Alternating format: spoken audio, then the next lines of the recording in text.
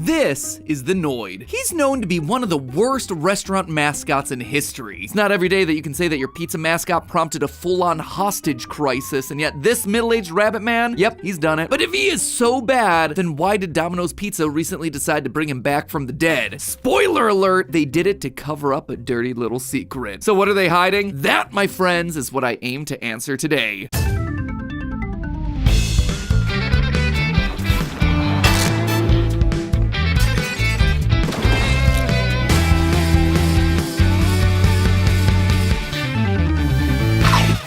Internet, welcome to Food Theory, where we always deliver your theories piping hot. Today we're looking at one of the most well-known marketing campaigns of all time, Domino's 30 Minutes or Less. See, back at the end of the 1970s, Domino's started to lag behind the success of Pizza Hut. Back then, when, 96% of you weren't even born yet, pizza delivery was something that only a few local pizza restaurants did. No large chain was delivering their pizzas the way that we have them today. Pizza was mostly a takeout food, something that you could see here with Pizza Hut's first ever commercial, which shows a man driving his car through town only to create waves of chaos that ripple throughout the neighborhood. The early days of television advertising, ladies and gentlemen. I just have so many questions about this. Like, why is his car so tiny? And who thought that inciting a neighborhood riot by running over people's feet was a good way to shill for their pizza? Then again, I suppose it got me to think way too hard about this commercial, so really, who's the true winner here? Buzz buzz to the Pizza Hut indeed. Buzz buzz. Anyway, in an effort to one-up the Hut, one of the owners of rival pizzeria Domino's had the brilliant idea of differentiating themselves by delivering their pizzas. This was a godsend for families all over the country who were tired of having their toes run over by large dads in tiny red cars. But not only was it enough to deliver the pizza, Domino's then created the 30-minute or less guarantee. You'd have your pizza in a half hour, or you'd get $50 off your order. By 1979, they expanded it. 30 minutes, or your pizza's free. Domino's figured that they were making most of their deliveries well within the window of time anyway, so giving a win-win guarantee to customers would only drive business up. And they were absolutely right about that. Sales skyrocketed. They went from opening their 200th location in 1978 to over 1,000 stores open and $1 billion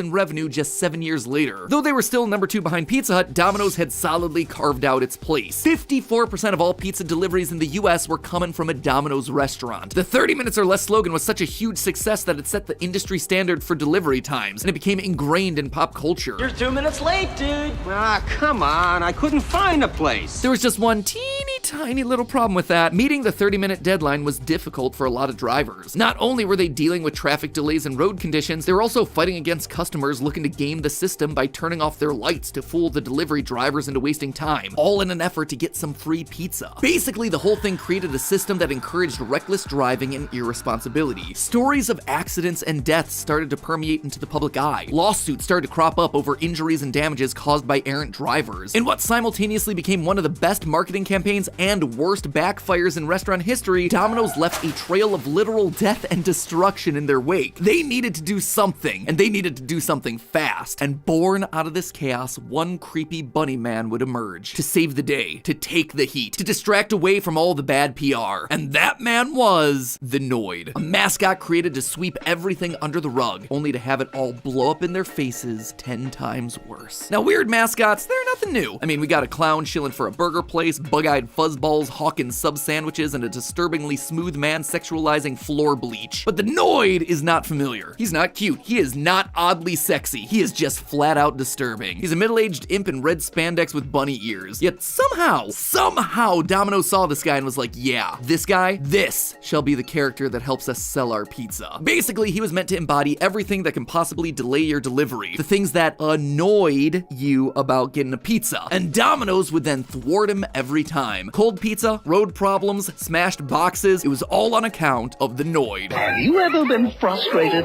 because the Noid ruined your pizza? We avoid the Noid. And defying all known logic, the Noid was actually a massive success. In fact, he was so successful that he spun off into everything from merch to video games. Yep, you heard me, games, plural. The first game released in 1989, aptly named Avoid the Noid, where you play a pizza delivery driver that has to go up 30 floors to deliver a pizza to Doom Industries, all while an army of Noids try to stop you using everything from water balloons to bazookas. If you lose, you're greeted to the most obnoxious video game laugh ever.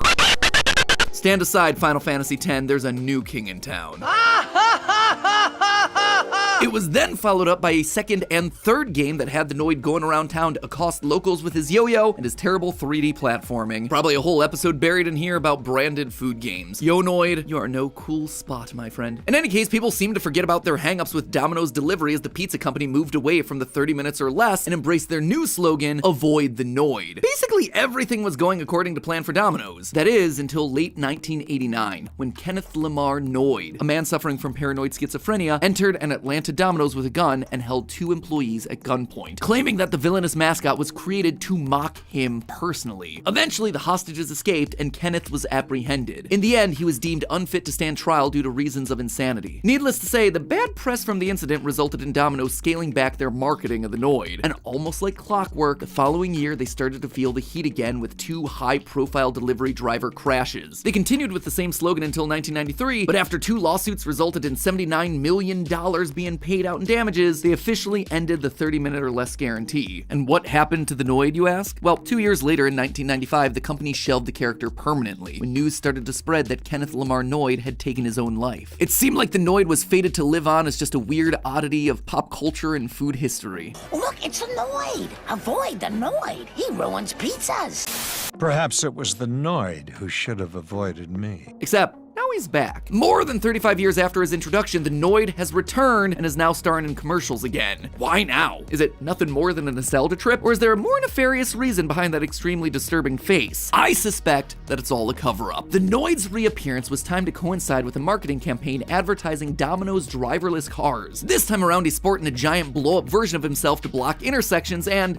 just casually, a laser chainsaw. But notice what I just said a second ago. Domino's is experimenting with driverless cars. It's largely new and unproven technology. In short, I suspect that they're bringing out the Noid preparing to explain away the flaws and accidents that they foresee in this driverless fleet, just like they did all those years ago to distract away from the car accidents that their delivery cars were getting into. This actually coincides with behavior that we've seen in the past from the company. You see, in 2008, Domino's stock price was at an all-time low. By this point in history, the public perception of Domino's pizza was in the tank, and Domino's made the incredibly risky decision of doing ads that were focused on exactly that, the fact that they sucked. Doesn't feel like there's much love in Domino's pizza. Domino's pizza crust to me is like cardboard. Worst excuse for pizza I've ever had. The sauce tastes like ketchup. Totally void of flavor. This we hear over and over and over. This began what was known as their turnaround campaign, where the company went back to the drawing board and basically started from scratch. New recipes, new flavors, new technology, all in an effort to win back the trust of customers. And one of their key changes to the process was an online order tracker as part of their push for order transparency. It allowed customers to know where their pizza was at each and every stage of the process. And sure enough, who was there to coincide with that launch? The Noid. In 2009, the Noid started to make a limited run appearance around the edges of this big pizza turnaround campaign, mostly in the form of t-shirts. I suspect that this was Domino's getting ready to unleash the Noid once again if things started to go south. Luckily for them, the pizza turnaround was a massive success and the Noid didn't need any further exposure. But he does seem to be their repeated failsafe, the guy that gets rolled out anytime there's a big corporate shakeup or any chance of upsetting customers. Because we see it all happening again in 2017, when there were small subtle hints that the Noid might be circulating once more. This time he started appearing as an Easter egg in the background of certain commercials. Earn points when you order. If you blinked, you probably missed him. Watch again.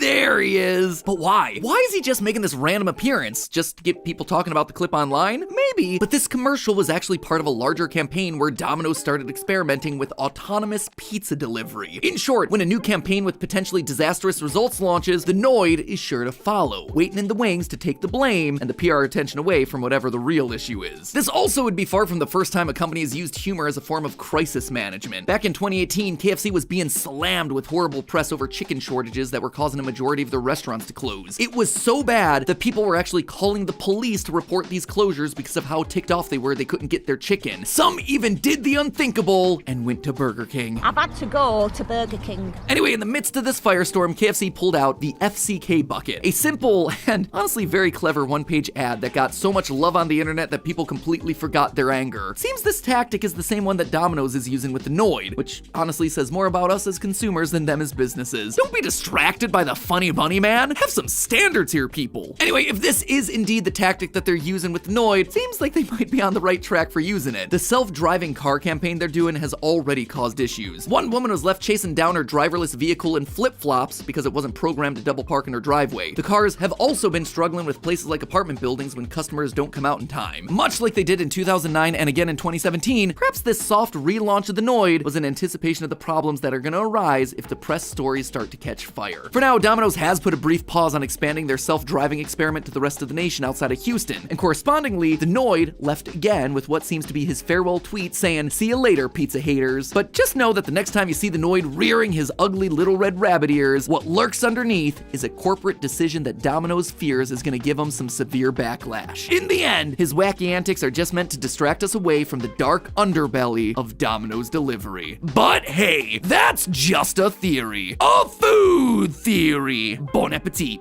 Speaking of pizza, if you want to learn why you should never order more than one topping on your pizza, take a bite out of the video on the left. Or if you happen to be elite gamer, check out the video on the right where we make a pizza out of Mountain Dew. It was a wild taste experience. As always, I'll see you all next week.